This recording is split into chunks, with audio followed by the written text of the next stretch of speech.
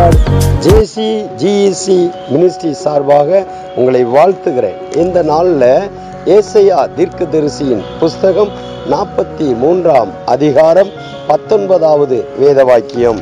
இதோ நான் புதிய காரியத்தை செய்கிறேன், இப்பொழுதே அது தோன்றும், நீங்கள் அதை அறியீர்களா?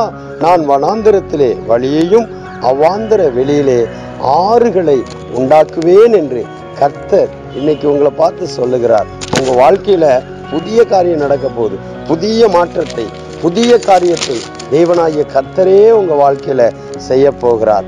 வனாந்தரத்துல வழியை ஆண்டவர் உண்டு பண்ண போகிறார். ஒருவேளை உங்க வாழ்க்கையே வனாந்தரம் போல இருக்கலாம். வனாந்தரம் என்றால் ஒன்றுமில்லாத நிலைமை, வெறுமையான நிலைமை, வெறுமையான அனுபவத்துல, ஒன்றுமில்லாத சூழ்நிலையில கடந்து வருகிற உங்களை பார்த்துதான் கர்த்தர் சொல்லுகிறார், இன்னைக்கு புதிய காரியத்தை உங்க வாழ்க்கையில ஆண்டவர் செய்ய போகிறார். இரண்டாவது, அவாந்தர வெளி. அவாந்தர வெளி என்றால் ஒரு வருமானம் இருக்கிறது, ஒரு வழி இருக்கிறது, ஆனால் அது உங்கள் குடும்பத்தை நடத்துவதற்கு, உங்க வாழ்க்கையை கொண்டு போவதற்கே முடியாத சூழ்நிலையில நீங்க இருக்கிறீங்க.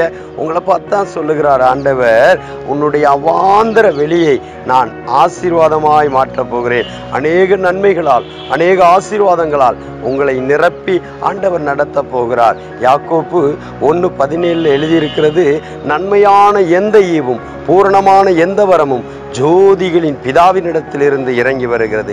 இந்த நாள்ல புதிய நன்மைகள், புதிய ஆசீர்வாதங்கள் உங்களை தேடி வரும். உங்கள் வாழ்க்கையில புதிய மாற்றத்தை நீங்க பார்க்க போறீங்க. புதிய காரியங்களை உங்க வாழ்க்கையில ஆண்டவர் செய்ய போகிறார். உங்க சூழ்நிலைகள் எல்லாம் புதிதாய் மாற்றப்பட்டு வாழ்க்கையே புதிதாக ஆண்டவர் மாற்றி கொடுக்கிறார். இந்த வார்த்தையின்படி கர்த்தர் உங்களை ஆசீர்வதிப்பார். ஆமேன், ஆமேன்.